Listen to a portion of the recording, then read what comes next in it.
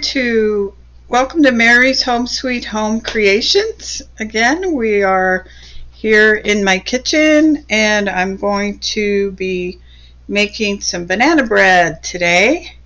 I usually have bananas left over when I buy them because they don't get eaten fast enough. So I put mine in the freezer. And then when I have enough of them and I'm ready to do it, I make my banana bread. Some people use them frozen like that to make smoothies and different things with bananas. But I usually use them for my banana bread. So usually you need 3 bananas for the recipe. And so I'm going to be doubling that today. The recipe that I'm using is one that they're all pretty similar, but this one I'm going to be using butter as usual. I like the butter, usually tastes better. And I'm going to use a combination of white and brown sugar in it. And so I'm going to go ahead and get started. And then this recipe, this will bake for 45 minutes. So I'll be stopping the video and you'll come right back to the banana bread all baked. After that, they do take a while, so you want to plan ahead if you're going to be making banana bread so that you have enough time to prepare it and bake it, and then also let it cool, because you don't want to be putting away your banana bread until it's fully cooled, or it will sweat and then eventually get moldy if you have that happen. So I'm going to go ahead and get started.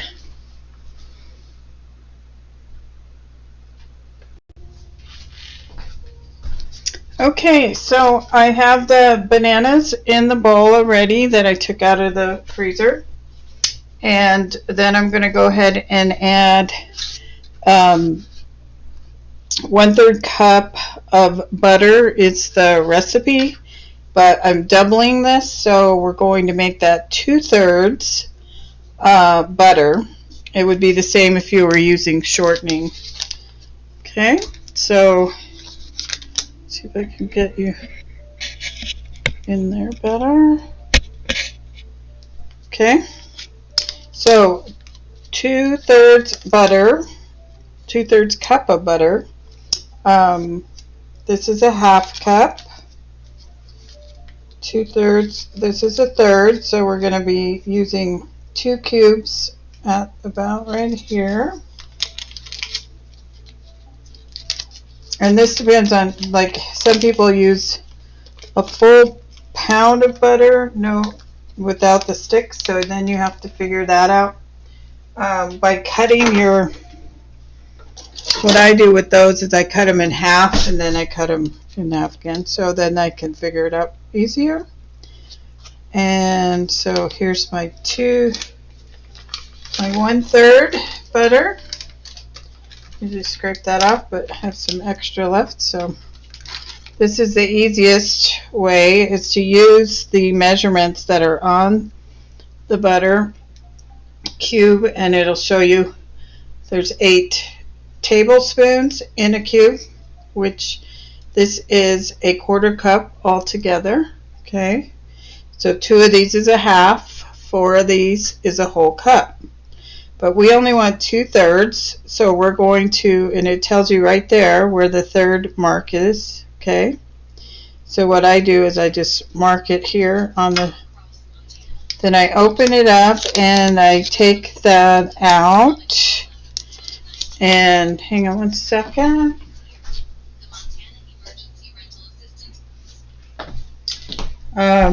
And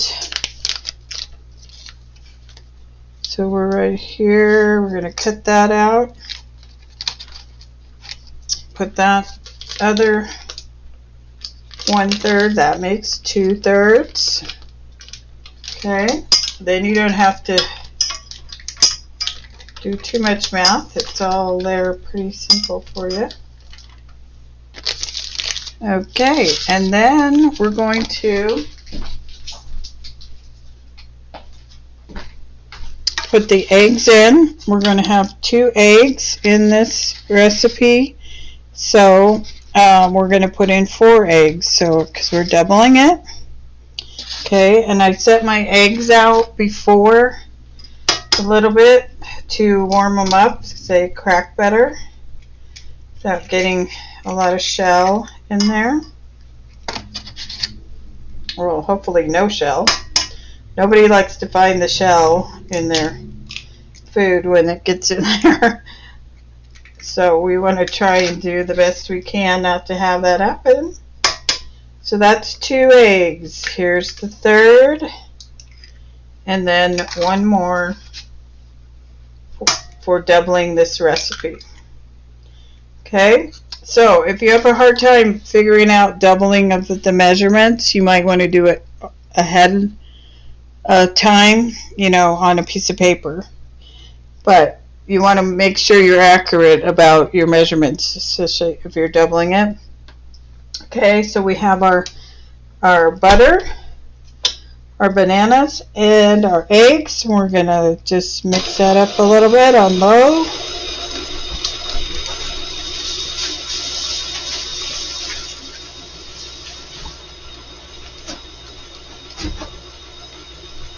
And I think I've talked about that before. We just have to make sure when we're using eggs, we wash our hands so we don't get it on other things. Because it can carry some bacteria, but most eggs in the store are processed, but we always have once in a while we get the recalls on different types of food, so we just have to be careful with the eggs. Raw eggs, once they're cooked, they're usually okay. So we have that going. And then we're going to be putting in some sugar, and it's going to be a 1/4 cup of brown sugar and a 1/2 cup of white sugar.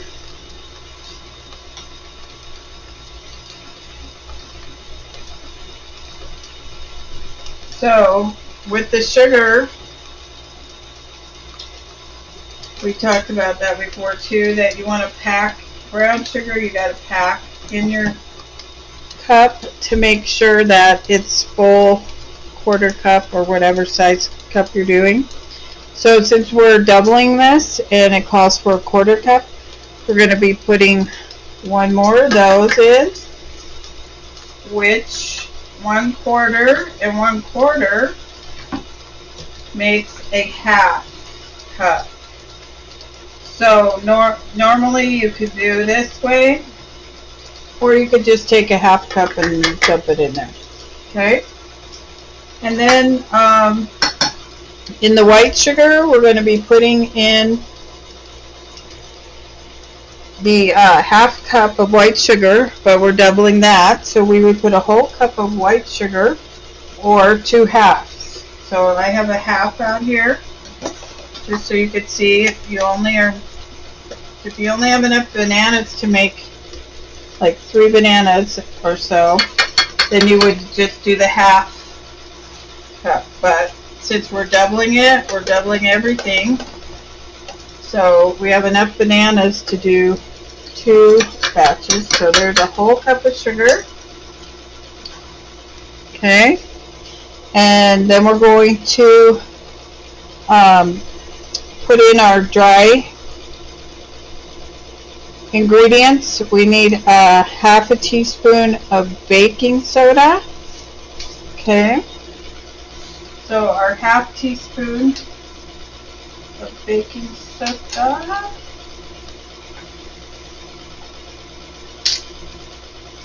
Okay, this is a whole. Oh, now I have a 1/2 one somewhere. But we need a 1/2 teaspoon of baking soda, and since we're doubling it, we just need a whole one. So that would be right there. Okay. And then we need 1 teaspoon. Well, actually, my other recipe has 2 teaspoons of baking powder, which I'm going to do just to make sure it gets fluffy enough, and because that's really one of the only differences in these recipes that I have. So I'm going to do 2 teaspoons per recipe, so we're doubling it. We're going to put 4 teaspoons of baking powder.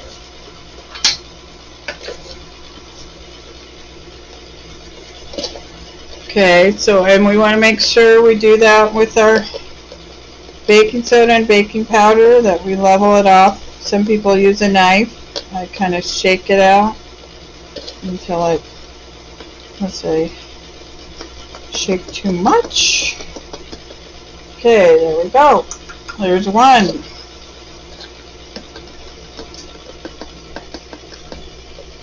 There's 2. There's 3.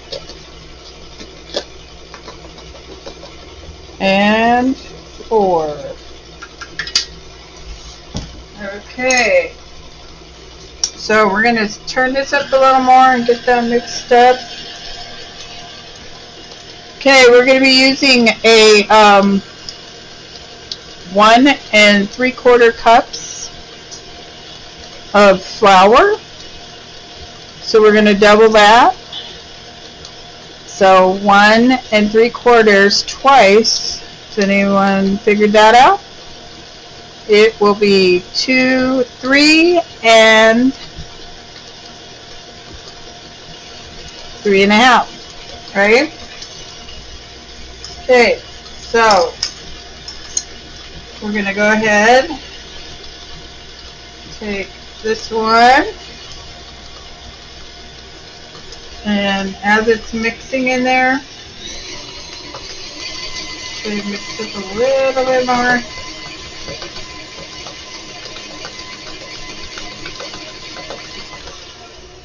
Slow it down and then just add a little at a time. So there's 1.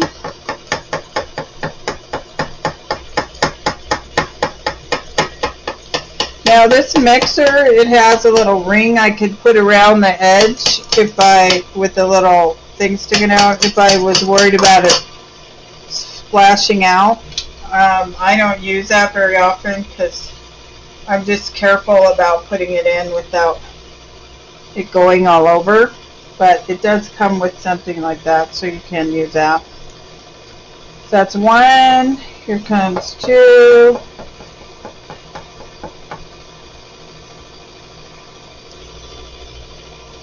And I need to get my spatula.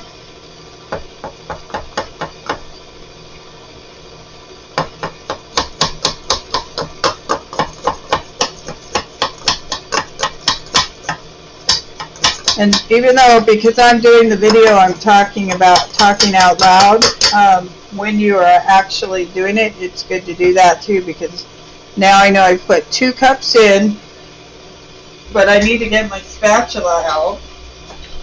But I need to remember where I was. Of course, my spatula is way over here. Where I was in putting in my flour. Okay. So, because I'm doubling it, that's how I gotta keep track. So, I have 2 cups of flour in there. Okay. I'm gonna get this side flour off this. Okay, unlock it, and then I'm going to go around and scrape the sides, get all that other flour in there that's sticking to the edge. And when you usually, if you double a recipe, you'll have more in the bowl, so you do have to do this more and make sure that it's all getting mixed in together and not just hanging out on the sides. Okay, so we lock it up again. Okay, where were we? We were at 2 cups, and we're doubling it to 3.5. So we're going to start this slowly and put in 1 more. That's 3 cups. It's starting to get thicker, so You got to give it a chance to keep mixing in there. You could see some of it's kind of poofing out. If you put it all in at once, it would be worse. You'd have a big explosion. We don't like flour explosions, so we have to do it slowly. Okay, and then a half. Okay, this is a cup, so I could either do that or I could pick up, oh, that one's not going on, this one. Pick up the half cup, either put half in the hole or I'd find the half cup and do it. So, to be accurate, now if it's looking, and anytime you're adding flour to your recipe and it's like your last ingredients, you get used to what texture the recipe should be. Like, we're making banana bread, so it's usually very sticky and gooey. But if it starts to get too thick looking, you can not add that little bit, that last little bit. If you're making cookies, same thing. When we made the Easter cookie cutouts, those can get dry pretty easily if you add too much of the flour. So if it starts to get too thick looking, you can back off on that last little bit of flour, and or if you get to that point where it is too thick, you can add a little bit of butter. Okay, so we're going to slow this down to here. Make sure we have the flour on the edges worked in. Scrape that sides down. Make sure all the flour's in there. Alrighty, and then scrape off your spatula. You can use your fingers, or I just use the paddle. Okay, so we lock it in, and now we're going to mix it the full amount and turn it up just a little bit.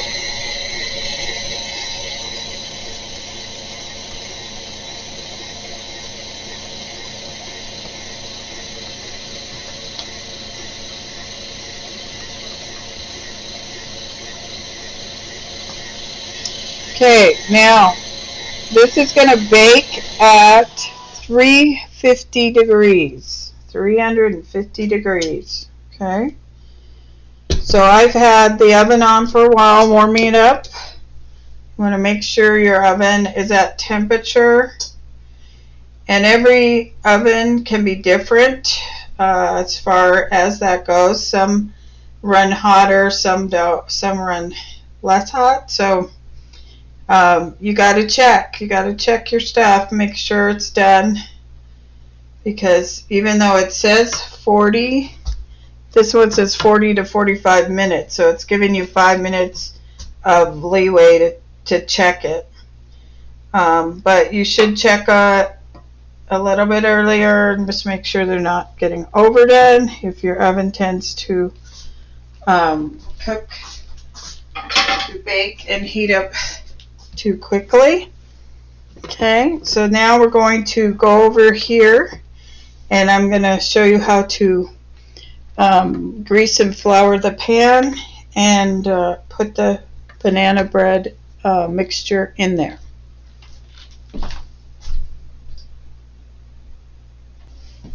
Okay, so we're over here at the stove area. I just wanted to show you how we grease this. This is how I grease them and flour them. Whenever you're doing breads or cakes, you have to really make sure that you do a good job at this, because you don't want your product sticking to it. And a lot of people are afraid to do it, put too much. But it's better to cover it than to go too small with your you want to make sure you cover the whole entire pan. I use Pam. Some people use Crisco. Some people use oil on a towel, paper towel or something, and they use that way.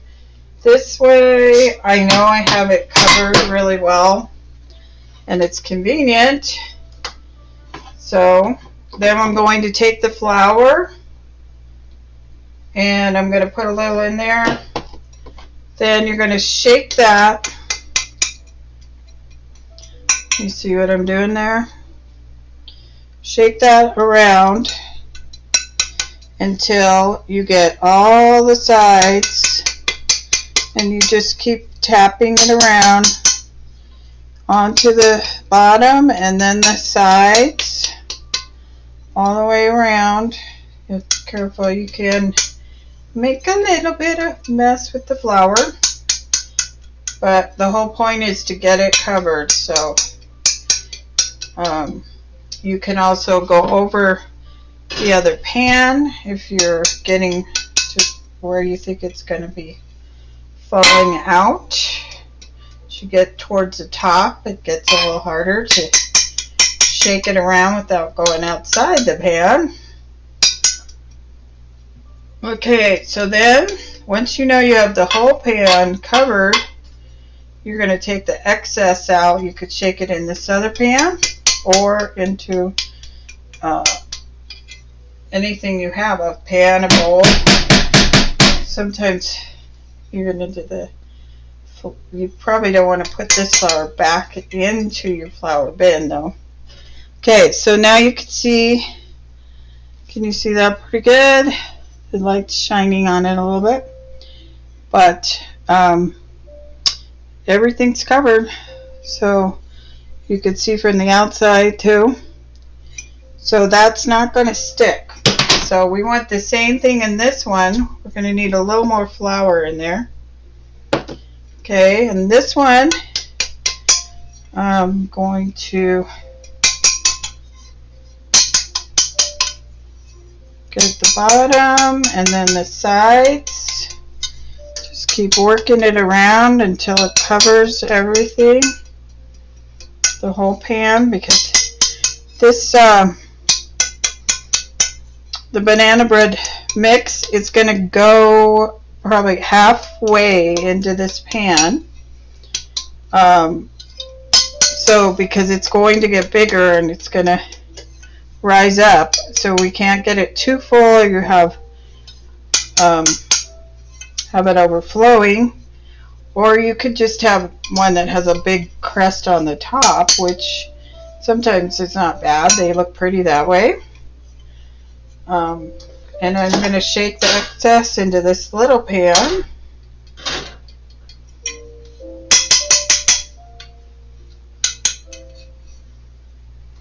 Okay, so I have my second one fully covered. Okay, you can see from both sides, it's all ready.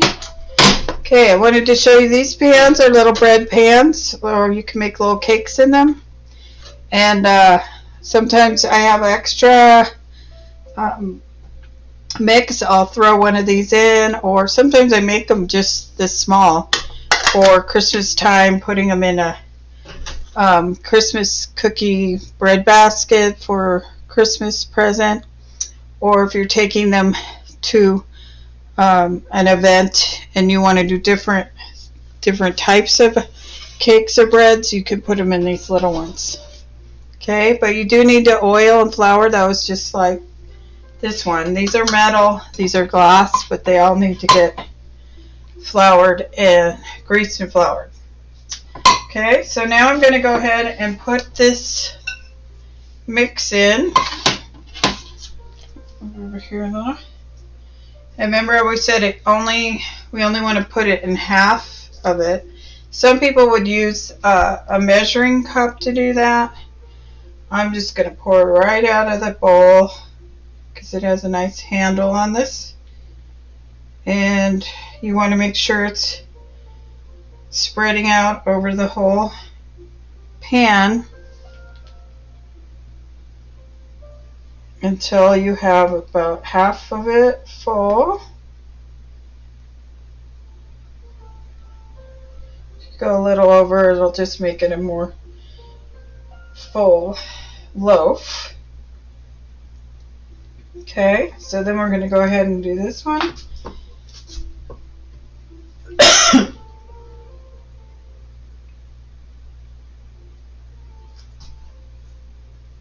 And you can hear a little bit of music in the background. I do love music. And when I'm in the kitchen alone, I really play the music loudly, just for me. But since we're doing the video, I don't want to get too crazy with music and not be able to hear what I'm telling you. But it helps with creativity, I think music does. And so you see I have quite a bit left in here. I don't really want to add it to those because it will overflow. So I'm going to go ahead and do maybe 2 or 3 of these little pans. And then I will put them in the oven, and it's going to take 45 minutes, 40 to 45 minutes. You have to check that. And I'm going to be checking it with a little checker, a cake checker needle. And my friend Adele gave me this, and she, I'm not sure if it was Pampered Chef or one of the others that she got it from, but I also have a couple others over there. Anyways, you go straight down in your bread or your cake, straight down, straight up. If you have any, like if I did this right now, and you could see that has all that cake batter on it, that is not done, of course. But as it bakes in there, I'm going to go in there and check it by going straight down, straight up. If there's any batter on there, it's not ready. If it comes out clean, then you know, and it's been close enough to the time, you know it's done. It'll also start getting brown around the edge, okay, and start pulling away a little bit from the edge. You don't want it to be pulled away a lot and very dark, or it will, you don't want it burnt. You just want it done, okay? So it's always good to have one of these to check that. Okay, so I'm going to go ahead and finish these off, put them in the oven, and I'll be right back.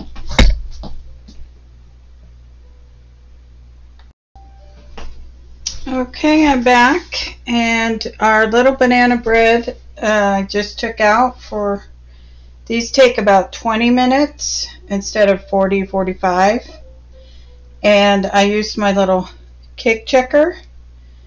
Just go right in, out, see, and if it comes out clean, it's done. Do the same thing with that one. Yep, they're done. 20 minutes on the little pan. So you could see also how it's still hot because it just came out. It's pulling away from the pan just a little bit. That means it's done also, because you could see it's a little brown in there. Okay, so we're going to let those cool for a little bit before we bang them out over. We don't really bang them because these are banana bread, and cakes, when they're cool, you flip them and you kind of bang them down on the thing, and they pop out because you put enough oil and flour. If they stick, you didn't do that part enough. So you just learn that over time, how much you need to put in there. Better more than less. This is the recipe we did, but we doubled everything. So we did not do nuts because I don't really like nuts in my banana bread. I'll eat banana bread with nuts, but I don't make it with nuts. But you can put walnuts, pecans, whatever you want. We're baking at 350 for 40 to 45 minutes, unless you have a smaller pan. These were 20, or you have like a little bundt pan, or there's lots of different pans now, so you kind of have to adjust. Just make sure you check it with your cake checker, and then you won't have it come out raw or overdone. Okay, Now this, and it only made, the leftovers I had only made these 2 little ones, so I had a third already floured, but that's okay. And then we did the 1/3 cup of butter. Some people would like shortening. I use butter. 1/4 cup of brown sugar. The 1/4 cup of white sugar. I mean the 1/2 cup of white sugar. 2 eggs. And then you cream that all together. We put all that in the mixer, creamed it up together. Then you add in your flour. And in this, when you're doing one recipe, it's 1 3/4 cup of flour. 1/2 teaspoon of baking soda and 1/2 teaspoon of baking powder, and 1 cup or 3 bananas, depending on the size of your bananas. You add this in slowly, remember, so we don't have flour explosion. Some people will put the flour and the baking soda and baking powder together in a bowl and then add it. I've never found it a problem to just throw them in there different. If once this is all creamed together, it's all going in the same place. Some people are meticulous about that, but mine always seem to come out the way that I do it. So I'll show you what these look like. I normally would probably let these cool a little more, but I kind of want to show you. So you see the bottom, it has the flour on it, but if you're doing a cake where you're going to be decorating, you do need to have it especially floured so you don't stick. The banana bread will taste yummy, and I'll put these here to cool, but you can see how when you put enough of your flour and oil them, they come right out. Okay. Now when you let them cool a little, some of that might stick into the pan, but I just wanted to show you what they look like and how easy they come out. So even if you've had problems with your sticking, you can do a better job and get it done, and it'll be great. So I have about 15 minutes on the big loaves coming, and I just wanted to read this little calendar that I got many years ago from a friend of mine, and each day is like a little affirmation type thing. Let's see if I can get it where you can see it. And my birthday's in February, near Valentine's Day, so these have hearts on them, and I'm sure she gave it to me around my birthday, so it reminds me of her. And she's helped me with a lot of different things in my life. I just thought this was a really interesting saying today, that temptation is sure to ring your doorbell, but do not ask it to stay for dinner. God is faithful. He will not let you be tempted beyond what you can bear. But when you are tempted, He will also provide a way out. And that's from Corinthians. And I really like that one because God has always been there for me. And somehow I've survived a lot of difficult situations, most of them that I've put myself in. And He has never left me. Even when I was ignoring Him or pretending He wasn't there, Jesus knocked on my door and said, "Hello, I'm here." So, anyways, if you're having a difficult time with anything, you should give it a try. If you're a prayer, you should pray more. If you've never prayed, you could still pray. Jesus is listening. And now I'm going to go ahead and about 13 minutes, the big banana cake will come out. And then I'll come back to you then.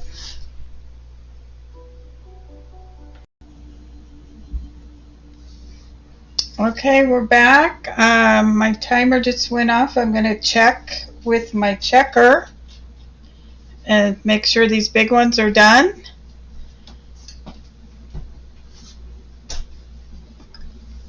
And the steam comes out, so be careful. Straight in, straight out. Oh, this one is not done. Do you see the batter on there? Okay, so I'm going to let them go a few more minutes. It's that was 40 minutes. So now I'm going to change my timer. And I'll put another 5 on there. 5 more minutes because that's pretty gooey still in the middle. I think you can see that. Yep. Okay, so then you just wipe that off, clean it off, so next time you go in, it's just not sticking to the batter that was on there. You want it clean when it goes in. Okay, I'll put that there. I was going to show you this this pan here is from, it's the dipping chocolate. The dipping chocolate that I used for the Easter cookies. We dipped a few things and we had a lot of chocolate left. So I made these little treats. They have poured the dipping chocolate into the cups. Then I put pecans all over there, and then the Honey Nut Cheerios over the top. So you can make sure you don't waste things like that. You can use it to make a different treat by doing something like that with them. Or if you have some fruit that you want to dip in there, then you could do that, just so you don't waste all that chocolate. And the other thing about making these breads is there's a little bit difference between the breads and the cakes. The breads have a little they have a little more skin on them, I would say, like a crust a little bit. But banana bread is almost like cake, I think. You can buy mixes, and they come out, banana bread come out pretty much like that. But if you're going into the cake baking, you're going to have a softer outside. It's not really going to have a crust, so you have to be a little more careful with the cakes because they will break off easier. And when you're doing icing a cake, you want to make sure you kind of dust off some of the flour if you can, so that the icing will stick to it. When I bake a cake with you, I'll show you how that looks, and hoping that I will be able to do that with you soon. Everything I make, we have to eat, so sometimes, since I just made the Easter cookies, and most of them are gone now, but we now have banana bread, which I can freeze this banana bread. I could have froze the cookies too. I did freeze the cookies for a day or two before we iced them, but once they're iced, those cut out cookies, you really don't want to freeze them again. The icing gets cracked and stuff. So but the banana bread and any type of cakes that you make, you can freeze. In fact, if you're going to ice a cake, freezing it makes it a little bit easier to ice because it doesn't break as easy, so it'll be more solid. And if you freeze it, it's going to be a lot easier to ice it because it'll be if it doesn't sit out too long and get defrosted, you'll be able to ice it a little bit easier. So we have a minute, so let's check these again and see what's going on.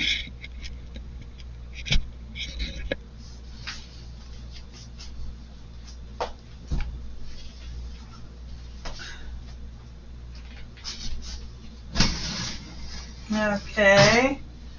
They look browner now on the top. Straight in, straight out. Can you see that?